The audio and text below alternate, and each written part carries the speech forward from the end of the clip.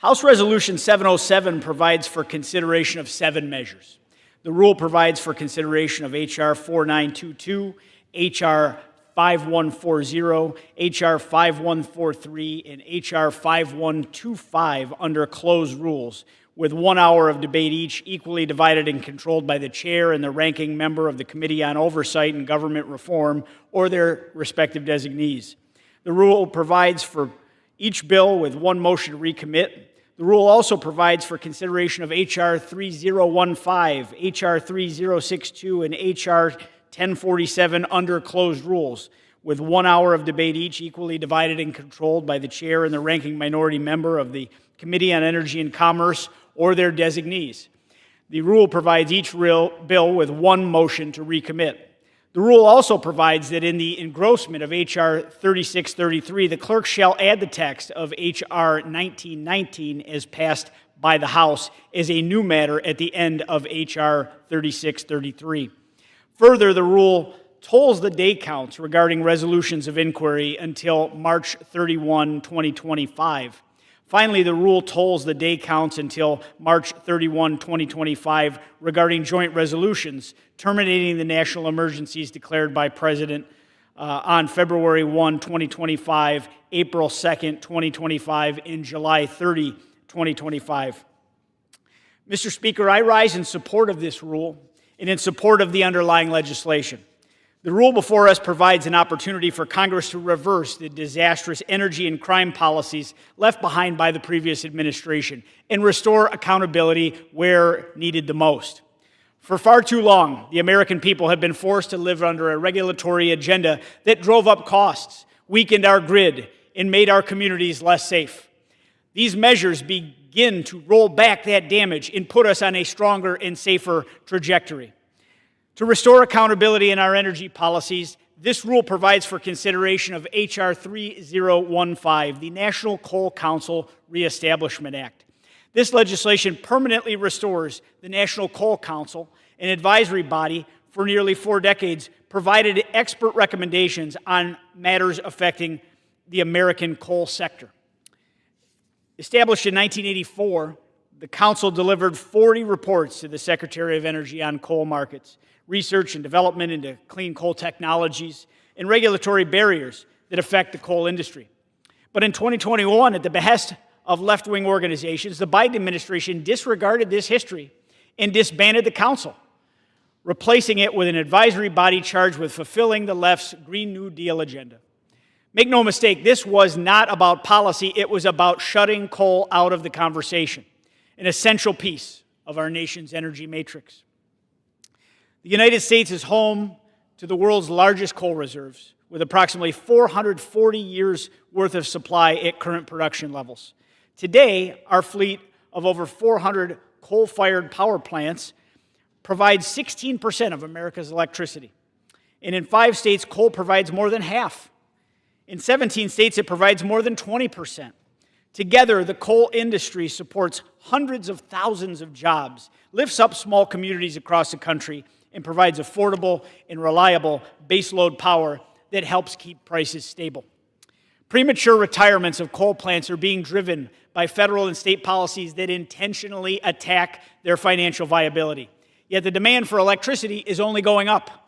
Since 2022, the retirement of 29,000 megawatts of coal capacity has been delayed because of rising demand and insufficient replacement resources. To put it bluntly, removing coal from the grid at this moment in time would lead to higher costs and greater instability for families and businesses. This is a reality that my colleagues on the other side of the aisle refuse to acknowledge.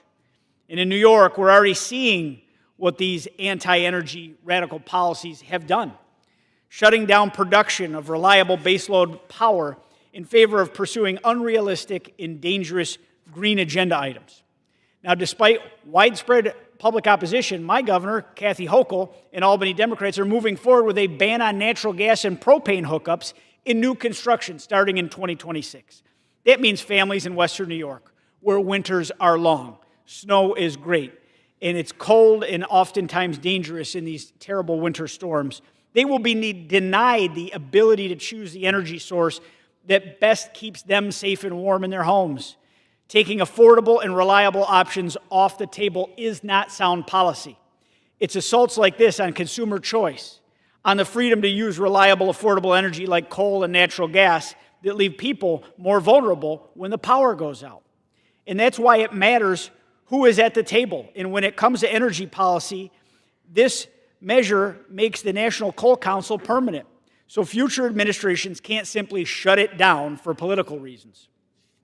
H.R. 3015 also reinforces President Trump's April 8, 2025 executive order to reinvigorate America's clean coal industry, recognizing that coal must remain part of our energy future if we want to ensure future prosperity, meet rising electricity demand, and lower costs for families.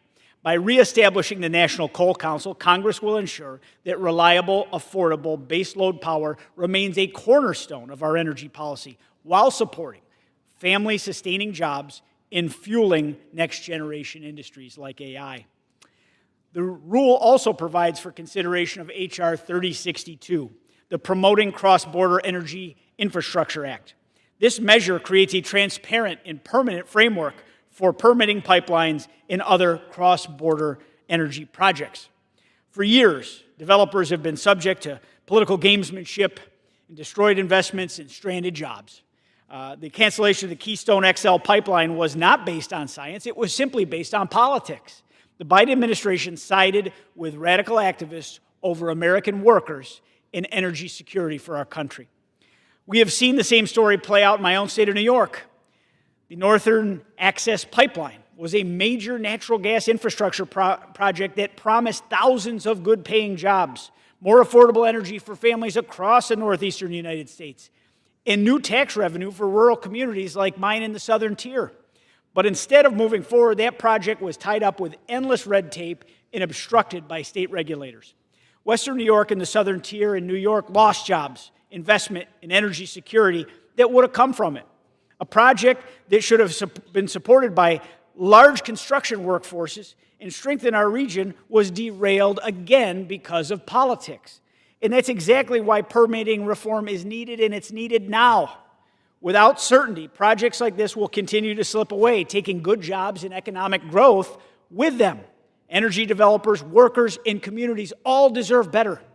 Yet when it comes to the permitting reforms that would actually allow critical energy projects to move forward, Democrats have consistently acquiesced to the demands of radical environmental groups instead of the needs of American workers and families. The result is higher costs and fewer options for American families. And this legislation cuts through that red tape. It gives developers certainty and it ensures critical projects can move forward. In addition, the rule includes H.R. 1047, the Guaranteeing Reliability Through the Interconnection of Dispatchable Power Act. Year after year, projects that would keep the lights on, lower bills, they're stuck in the interconnection queues, regulatory wait lists, and sometimes as long as 7 years they're stuck there. That is simply unacceptable. Families do not care about bureaucratic excuses. They care about whether their homes are heated in the winter and cooled in the summer. This legislation cuts through that backlog. It empowers grid operators to prioritize projects that actually enhance reliability. And let us be clear about how we got here. Democrats have spent years forcing premature retirements of coal, nuclear, and natural gas through excessive regulation while shoveling subsidies to wind and solar. The result is interconnection queues flooded with projects that only have a 5% completion rate. Meanwhile, Democrat policies have left ratepayers footing the bill for two grids.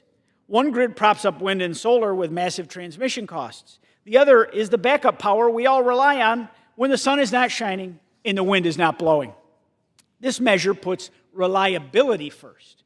It follows the lead of major grid operators who know the danger of relying too heavily on intermittent sources.